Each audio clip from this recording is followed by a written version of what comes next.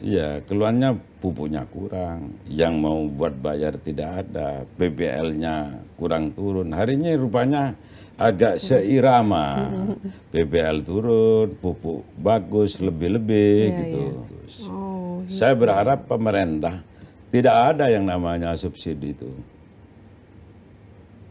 Tidak ada yang namanya subsidi.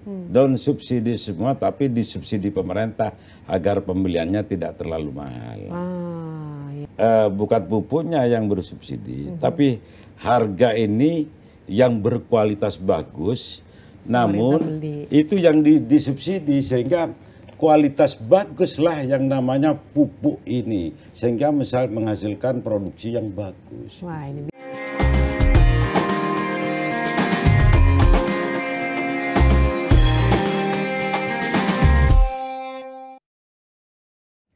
Assalamualaikum dulur-dulur Jawa Timur, bagaimana kabarnya? Jumpa lagi dalam Jatim Channel Podcast DPRD Provinsi Jawa Timur bersama saya Karin Sam, tentunya semuanya sehat.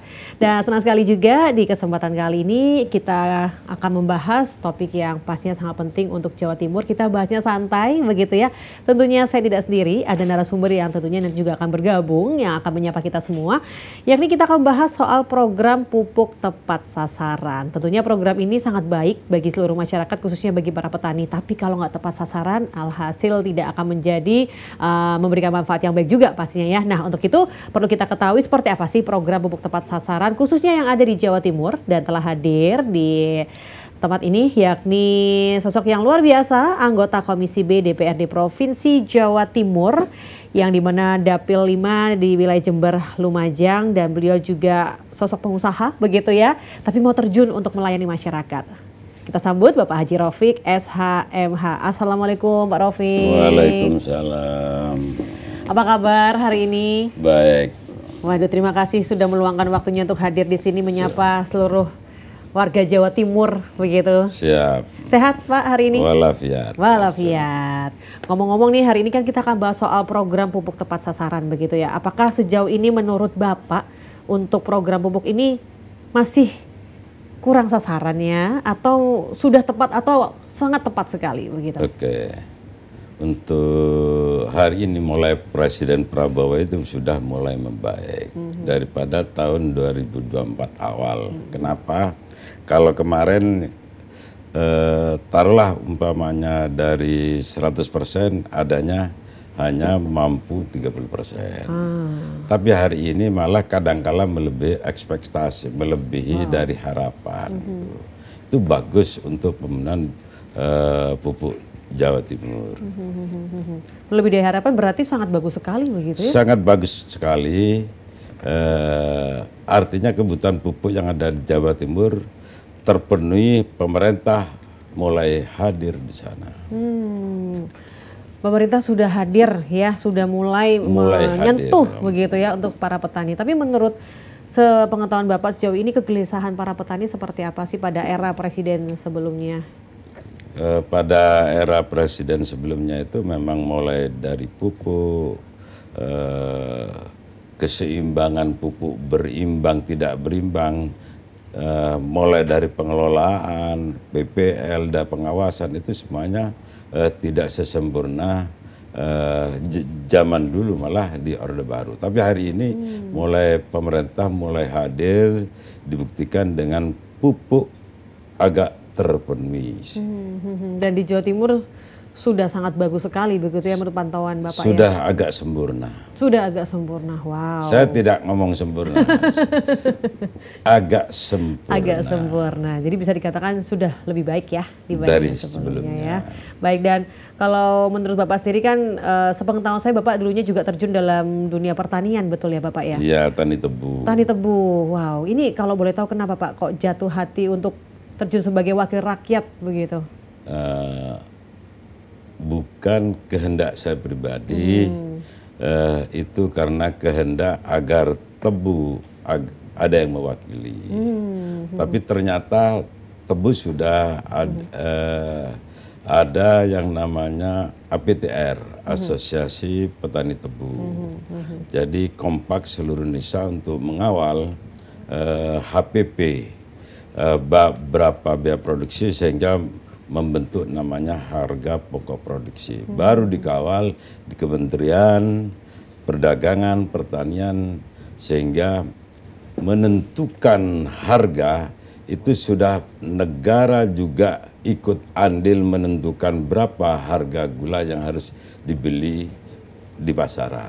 Berarti sebelumnya kondisi para petani tebu ini untuk HPP-nya masih semerawut gitu Pak, boleh dikatakan begitu? Sudah lama bagus. Oh. Saya mulai tahun 98. Ya berawal dari tidak bagus lah, karena dikuasai yang namanya pedagang. Hari ini begitu pemerintah hadir, sudah bagus harga tebu, disebabkan harga tebu itu disebabkan karena rendemen bagus, harga gula bagus, sehingga petani bisa menikmati.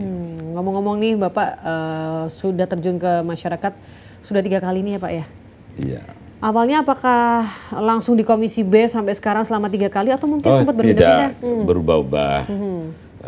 Berawal memang pernah di Komisi B. Yang periode kedua saya di Komisi C, pendapatan yang keuangan. Hari ini saya kembali lagi ke Komisi B. Komisi B, yang soal teknis-teknis begitu ya Pak, yang dikuasai, maksudnya yang dikerjakan oleh para anggota Komisi B ini ya. Nah, kalau ngomong-ngomong soal pendapatan nih Pak, untuk yang ada sekarang ini, kalau pupuk yang ada di Jawa Timur khususnya itu apakah juga ikut mendongkrak untuk PAD yang ada di Jawa Timur juga nggak sih Pak? Para petani khususnya ya? Mendongkrak maksudnya? Pendapatan asli daerah.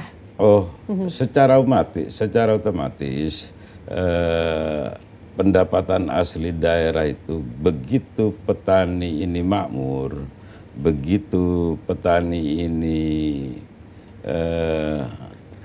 keuntungan dari semua yang dilakukannya ini berhasil, tentunya kesadaran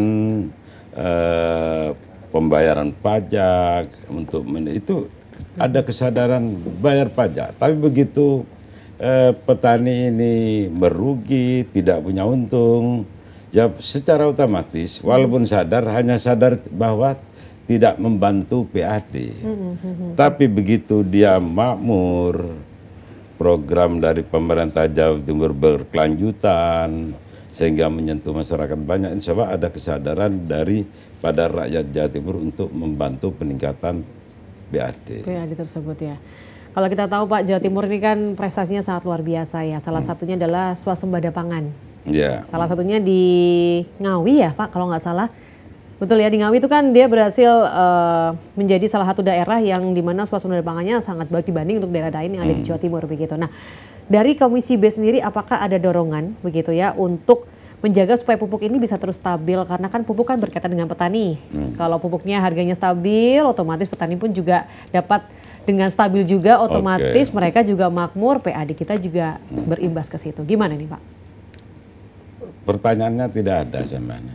Dorongan Komisi B untuk menjaga supaya pupuk ini bisa. Kalau Pak, kita sebagai anggota DPRD Provinsi Jawa Timur tidak hanya di dapil saya, tapi begitu bagaimana meningkatkan prestasi petani, keuntungan petani, ada program dari pemerintah yang tadi saya sampaikan bahwa menyentuh terhadap masyarakat banyak dalam rangka mengawasi agar petani terpenuhi seluruh kebutuhannya, mulai dari titik 0 sampai tingkat penjualan. Hari ini di pemerintah Jawa Timur begitu ngomong penjualan, ya ini memang kurang sempurna. Apalah begitu hadir untuk pemenuhan yang pokok saja, mulai dari pupuk. Memang di pemerintah Indonesia ini, saya tidak ngomong Jawa Timur saja, memang kelemahannya PPL kurang dalam bentuk pengawasan. Jadi hanya dari tingkat program saja. Maksudnya ini bagus, ini baik, ya. Tapi begitu panen itu tidak ada pengawasan yang sempurna. Untuk para petani-petani yang akan menerima pupuk bersubsidi di wilayah Jawa Timur itu kan otomatis ada pendataan begitu ya Pak ya. Nah, kalau menurut Bapak pantauan dari Komisi B sejauh ini, apakah proses pendataannya itu sudah sesuai begitu Pak untuk para calon-calon penerima? Kalau menurut saya pendataannya sesuai. Pendataannya sesuai. Baik. Tapi kalaupun ada sebagian yang kurang sempurna, yang kurang efektif, itu ada kesalahan secara administrasi aja. Itu kalau menurut Bapak kriteria untuk mereka yang boleh menerima untuk pupuk bersubsidi itu mulai kalangan yang mana, Pak? Kategorinya seperti apa begitu? Sebetulnya kalau yang sesungguhnya yang bersubsidi itu yang bukan pengusaha, yang petani murni. Gitu. Kalau yang pengusaha biar beli pupuk yang non subsidi aja, dia sudah punya budgetnya ada, terus dia sudah punya konsep bahwa antara keuntungan bagaimana bermodal beruntung dia sudah punya. Tapi kalau petani murni yang punya orang hanya 2000 meter persegi yang dimakan untuk tiap hari sulit, itu padinya digiling jadi beras. Gitu. Begitu ya. Nah, kalau permintaan dari para petani khususnya untuk yang meminta subsidi itu kan banyak sekali begitu kan permintaannya. Tapi stok dari pemerintah sendiri kan terbatas. Nah, bagaimana nih? Menurut saya tidak terbatas begitu.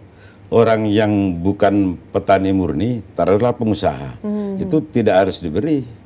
Tapi begitu yang dinamakan petani murni itu petani orang yang tidak memiliki lebih dari 2 hektar. Taruhlah setengah hektar, 1 hektar itu paling banyak udah. Kalau sudah punya 5 hektar, walaupun bukan pengusaha ya sudah makmur dia gitu. Tapi kadang kan suka ini Pak, mohon maaf ya, kadang kan mungkin mereka mau ambil untung dengan ya udahlah lumayan dapat subsidi begitu. Gimana tuh Pak kalau untuk menyikapi mereka-mereka yang demikian? Itu sebetulnya bukan salah semua. Saya tidak menyampaikan salah semua, juga tidak menyampaikan benar semua. Kenapa saya sampaikan seperti itu? Karena kalau sampai ada peluang, ya pasti orang itu ambil keuntungan. Nah, contoh dari yang nebus subsidi tidak waktu itu dengan kondisi waktu itu tidak ada uang. Maka ini terbengkalai, maka distributor akan rugi begitu dibiarkan begitu saja. Ini distributor nebus dulu, bayar dulu, baru yang namanya di super kios ditaruh, ini harus ditebus. Lah waktu itu kondisi petani belum ada uang. Lah begitu sudah terlalu lama, ini yang membuat ada sesuatu yang salah gitulah. Kalau pemerintah ada perhatian dan hadir di sana, itu yang lebih bagus. Gitu. Oke, nah kalau Bapak sendiri kan dari Dapil 5 Jember Lumajang, sedangkan Bapak aslinya dari mana Pak? Lumajang. Lumajang di apa tadi? Di lereng gunung, di kaki gunung betul ya? Iya, di sana kan gunung-gunung semua. Aduh, dingin pasti Pak daerah Kalau sana, jalannya saya sama dengan gubernur, Gubernur Suryo saya. Gubernur Suryo. Gubernur Suryo jalannya. Iya, jalan Gubernur Suryo. Oke, Gunung Semeru betul daerah sana ya Bapak? Iya, cuma saya jalan Gubernur Suryo. Jalan Gubernur Suryo. Nah, kalau di daerah wilayah Bapak ini kan otomatis sebagai wilayah dapil Bapak, tentunya ada para petani-petani mungkin yang sambat gitu ke Bapak, mungkin mereka saya masih kurang sejahtera nih, atau mungkin mereka semua sudah sejahtera di wilayah dapil Bapak? Ada, saya tidak ngomong sejahtera dulu, tapi begitu ngomong sambat terkait dengan pupuk yang kemarin ya, yang kemarin begitu turun, kemarin mulai dari wawasan kebangsaan, reses, ya selalu pupuk dan pupuk. Tapi saya sampaikan hari ini terpenuhi. Ternyata betul begitu kita pantau ke lapangan. Gitu. Nah, untuk kalau broker-broker sendiri Pak, bagaimana tuh? Kadang kan ada broker-broker mungkin yang nakal dalam proses distribusinya nih. Sebetulnya ada broker yang nakal. Nggak ada ya Pak? Broker aman itu ya? punya uang, mah. Ya punya modal ya, gitu. Tidak ada broker itu yang nakal karena dia punya uang. Yang nakal, tidak ada yang nakal itu. Dia penuhi semuanya. Ya, maksudnya mereka beli dulu kayak menguasai dulu, ya kan, dimonopoli dulu pupuknya. Akhirnya para petani yang ingin membeli, kesulitan untuk membeli. Semuanya ini yang butuh perhatian khusus dari pemerintah. Nah, itu. Jangan sampai orang begitu bau butuh pupuk diajukan, begitu pupuk turun ya turun, ini petani tidak ada uangnya. Ini harus ambil alih pemerintah.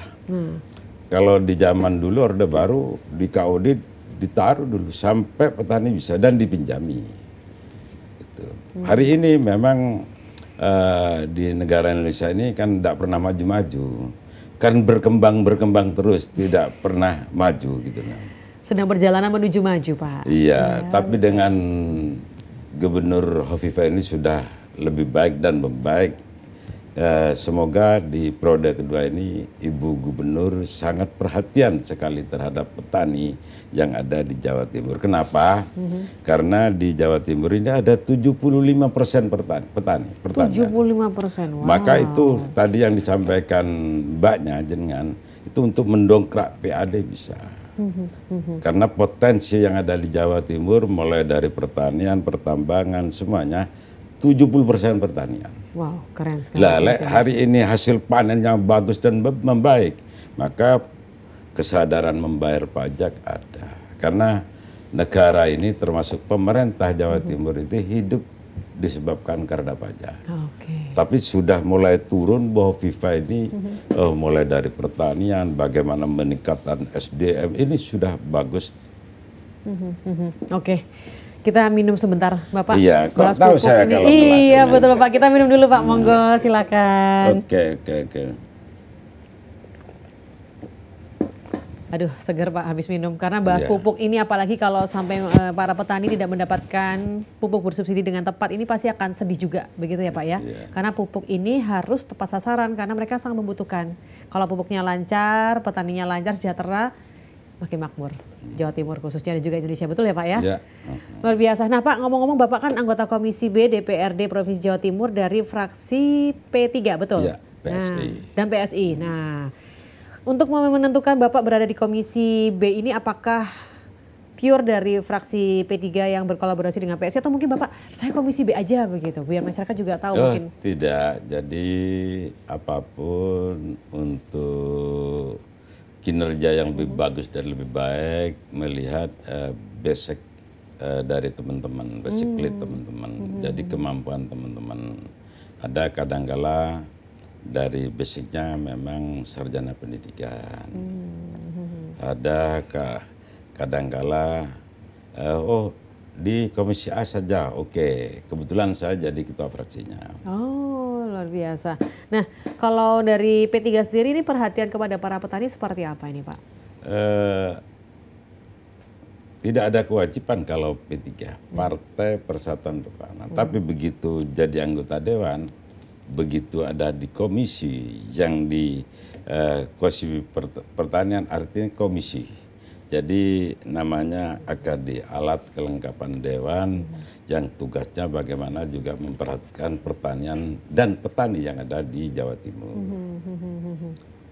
Nah, kalau misal adanya program pupuk tepat sasaran ini sejauh pantauan dari Bapak begitu ya, apakah program ini membantu meningkatkan hasil panen dan juga produktivitas pertanian yang ada di Jawa Timur secara menyeluruh? Yang jelas sangat sempurna dan bagus. Kenapa? Yang petani, yang kemarin petani butuh pupuk, masih bingung pupuk, masih mau mengelola tanah, mulai dari pengelolaan tanah, masih pikir juga keuangan. Hari ini petani hanya mempersiapkan bagaimana membeli yang namanya pupuknya. Pengelolaan tanah semuanya digarap dengan bagus dan baik. Memang petani itu tidak sebagus bekerja yang lain. Kalau ASN gaji tiap bulan pasti ada kepastian. Kalau petani ini kadang-kala untungnya sedikit, kadang-kala melebihi dari yang seharusnya. Begitu digarap dengan bagus, harga bagus, ya sudah, untungnya sudah besar gitu lah. Nah, kalau ngomong soal pupuk sendiri kan ketersediaan pupuk di kios resmi, ya kan yang bisa dibeli oleh para petani ini, apakah sejauh ini ada keluhan begitu dari para petani terkait stoknya gitu? Kalau terkait dengan stok, insya Allah hari ini sudah tidak lagi ada keluhan. Keluhannya hanya petani yang kebetulan waktu nebus pupuk itu tidak pegang bank. Coba pemerintah hari ini sudah mulai dari pinjaman semuanya sudah disiapkan. Terkait dengan kur sudah semuanya sudah ada dari pemerintah. Coba kadangkala kalau petani punya sedikit ini yang kesulitan uang. Iya betul. Nah, apakah yang dilakukan oleh pemerintah ini sangat berbeda begitu Pak dengan yang sebelumnya serta dengan pemerintah yang sekarang? Kok sampai yang sekarang ini menurut Bapak nggak ada keluhan sama sekali begitu terkait pupuk bersubsidi ini? Kalau dulu banyak keluhan. Iya, keluhannya pupuknya kurang, yang mau buat bayar tidak ada, PBL-nya kurang turun. Hari ini rupanya agak seirama, PBL turun, pupuk bagus, lebih-lebih gitu. Uang tidak seperti itu, rupanya kebetulan sekarang orang yang mau beli pupuk ada uangnya. Pemerintah juga ada perhatian lewat bank-bank pemerintah itu.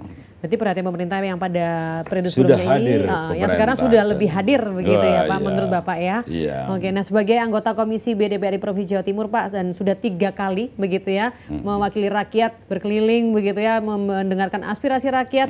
Bagaimana sendiri dengan dukungan keluarga Bapak? Apakah mereka sepenuhnya support untuk Bapak? Yang jelas support. Kalau tidak support tidak bisa jadi DPR. Betul sekali sih. Kedua, apapun yang namanya pahala itu begitu membantu kepentingan rakyat.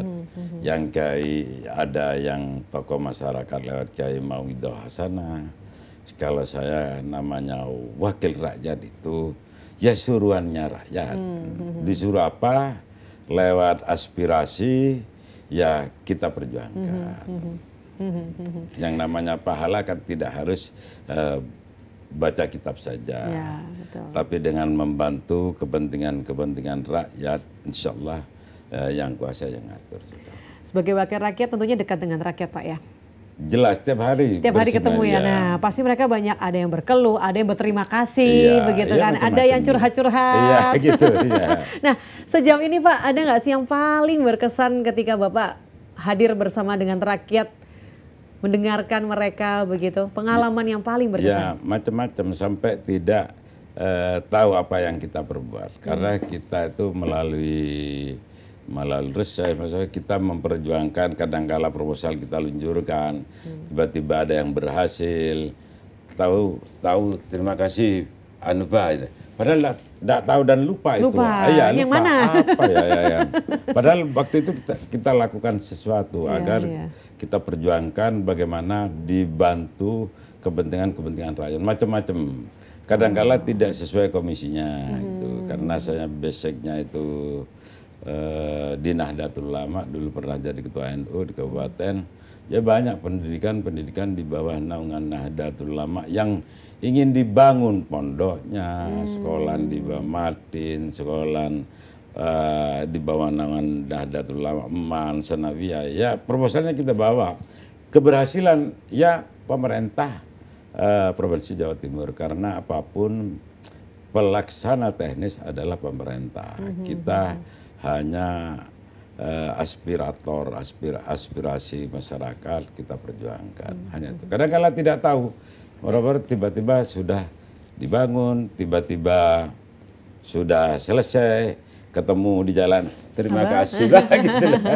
Sebenarnya panggilan sayang dari masyarakat untuk Bapak sebenarnya Abah ya, Abah Raufik ya. Wah luar biasa. Nah sejauh ini kedekatan dari Partai P3 khususnya yang ada di Jawa Timur ini dengan ormas Islam yang ada di wilayah ini dengan yang mana Abah? Ya Bah. Kedekatan dari Partai P3 ini dengan ormas Islam yang ada di Jawa Timur ini dengan ormas Islam yang mana Abah? Ormas, saya kan P3, maksudnya? Yang dekat dengan ormas Islam yang mana begitu? Yang sering bertemu, betul. Oke. Kalau di P3 itu memang ajasnya Islam ala Ahlus Sunnah wal Jamaah. Tapi bukan berarti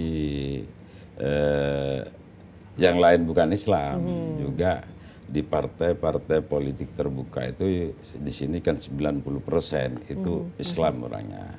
Cuma begitu ngomong kelembagaan yang namanya partai berlambangan Ka'bah, memang memperjuangkan kepentingan Islam yang ada di Indonesia. termasuk tidak berani berbuat hal-hal yang kurang bagus, yang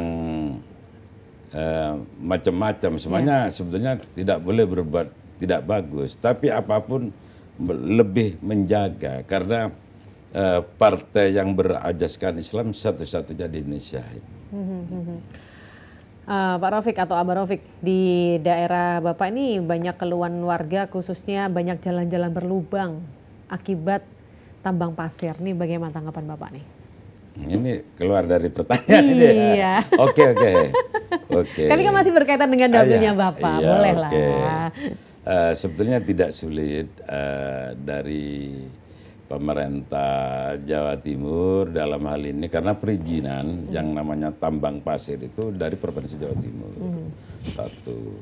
Kedua, juga dalam rangka meningkatkan PAD.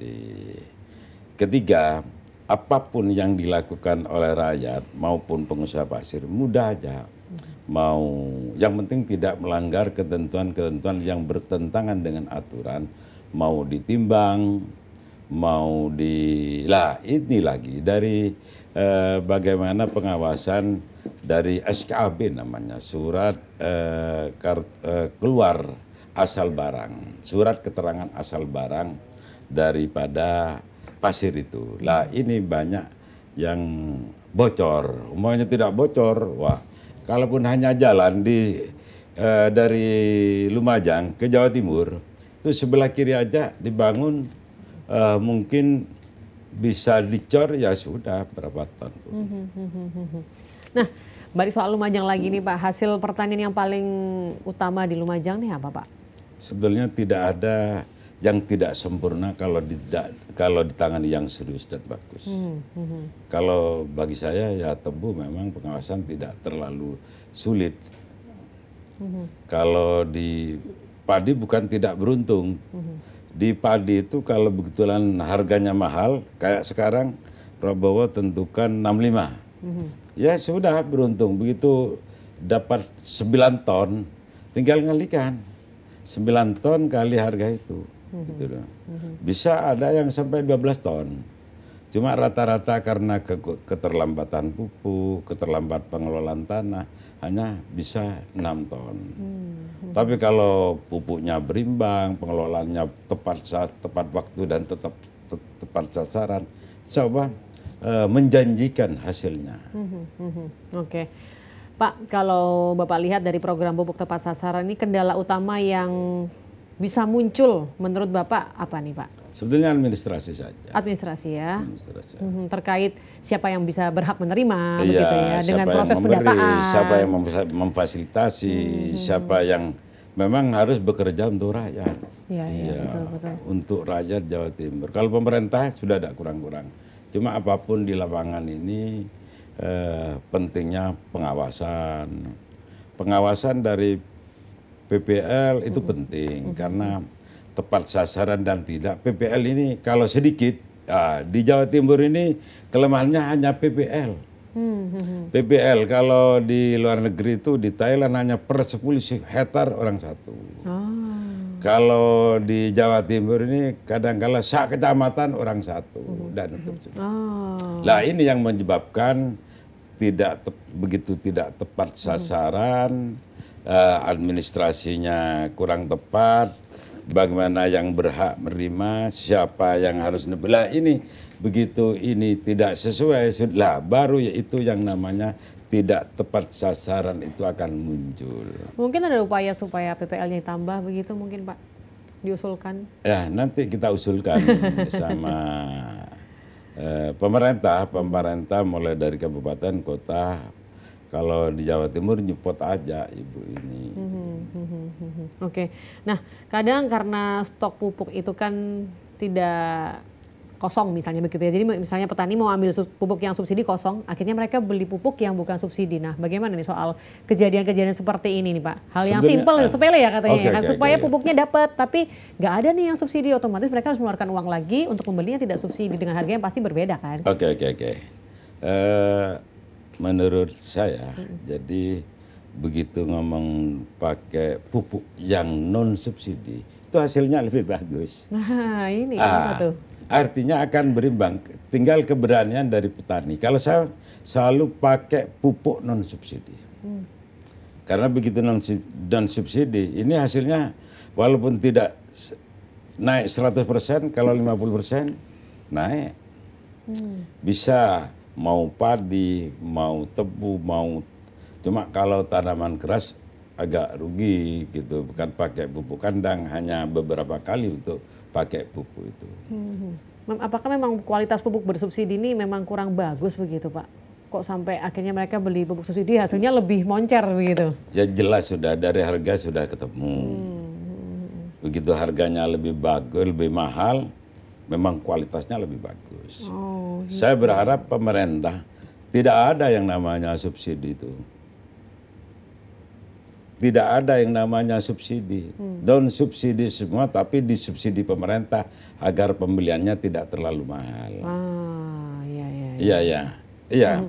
Bukan pabrik, bukan pupuknya yang bersubsidi, tapi harga ini yang berkualitas bagus, namun itu yang disubsidi sehingga kualitas baguslah yang namanya pupuk ini, sehingga misal menghasilkan produksi yang bagus. Wah, ini bisa jadi catatan ya Pak ya? Bisa diharapkan oleh petani, sehingga pemerintah insya Allah begitu perputaran uang di daerah itu mengelindingkan bagus dan banyak, itu membantu pemerintah meningkatkan PAD juga.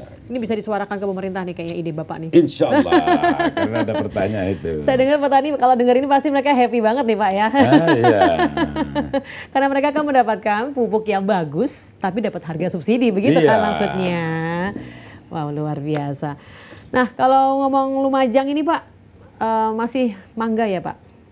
Tidak, Probolinggo itu. Probolinggo ya. Kalau Lumajang nih apa sih Pak? Saya penasaran loh. Lumajang itu pisang. Pisang, iya pisang tanduk ya. Wah, dekat nggak sama daerah Bapak penghasil pisang tanduknya?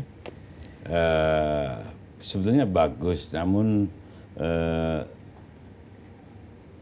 tidak bisa menjual daerahnya. Gitu. Padahal pisang yang ada di Lumajang itu beda dengan pisang-pisang di kabupaten kota seluruh Jawa Timur. Kalau yang namanya pisang agung ini, 1 bulan, 2 bulan tidak apa-apa asal digantung. Oh ya, kuat? Iya, tidak rusak. Keren walaupun ya? itu dibuka masih kayak biasanya. Tidak usah dipakai di kulkas, sudah. Lebih tahan. Kualitas bagus. Itu yang sering dibikin keripik itu ya Pak ya? Iya, keripik pisang. Iya. Mungkin ada gerakan-gerakan tertentu mungkin dari Bapak dan juga warga yang di sana untuk bisa melestarikan pisang ini supaya sudah ada. Siap bersaing begitu. Sudah. Cuma tinggal cara memasarkan saja. Di Lumajang itu di samping pisang apukat di daerah Lumajang Utara. Itu bisa kualitas sudah kualitas ekspor gitu. Oke. Baik Pak, ini balik lagi soal pupuk. Komisi B sendiri Pak, gerakan-gerakan apa yang akan terus dilakukan supaya terus mengawal agar para petani ini tidak menjerit terkait pupuk ini? Sementara ini sudah bagus, petani tidak ada menjerit kayak tahun-tahun sebelumnya. Ya, hari ini yang namanya Komisi B sesuai tupoksinya, mulai dari pengawasannya, bagaimana turun ke lapangan, seperti apa, ini sudah mulai dilakukan dengan bagus gitu loh. Tapi yang pasti akan terus dikawal ya Pak, supaya tidak ada yang menjerit lagi seperti sebelum-sebelumnya begitu ya Pak. Tapi kalau misal ada yang sambat-sambat siap ya Pak ya? Oh memang kita wakil rakyat, suruhan rakyat. Ya bukan kita disuruh apa dengan rakyat, harus siap. Siap ya Pak, komitmennya luar biasa. Baik, Bapak saya yakin yang menyaksikan tidak hanya pemirsa yang berada di dengan berbagai profesi pasti. Salah satunya mungkin petani yang juga tengah menyaksikan. Ada mungkin pesan kepada mereka yang boleh Bapak sampaikan? Monggo Pak. Tidak terlalu banyak, tapi apapun kalau pertaniannya dari petani apa saja begitu digarap dengan bagus dan baik, diseriusi sesuai harapan, kebutuhan, pakai pupuk berimbang dengan bagus, insya Allah akan menghasilkan bagus juga. Wow, tetap semangat pokoknya ya buat para petani ya, karena Bapak backgroundnya juga adalah petani, jadi tahu rasanya begitu ya Pak ya. Tetap semangat, hasilnya pasti akan baik begitu ya, luar biasa. Bapak terima kasih banyak sudah sharing-sharing di Oke. kesempatan kali ini. Semoga semangat Bapak juga bisa terus ditularkan kepada para petani khususnya di Jawa Timur, ya kan? Luar biasa sehingga program pupuk tepat sasaran benar-benar bisa tepat sasaran. Baik, sekali lagi dan juga buat pemirsa terima kasih sudah menyaksikan kami, sudah bergabung di Jatim Channel Podcast DPRD Provinsi Jawa Timur. Sampai ketemu lagi di channel podcast DPRD Provinsi Jawa Timur atau Jatim Channel Podcast DPRD Provinsi Jawa Timur berikutnya. Bapak terima kasih, monggo minum lagi Pak.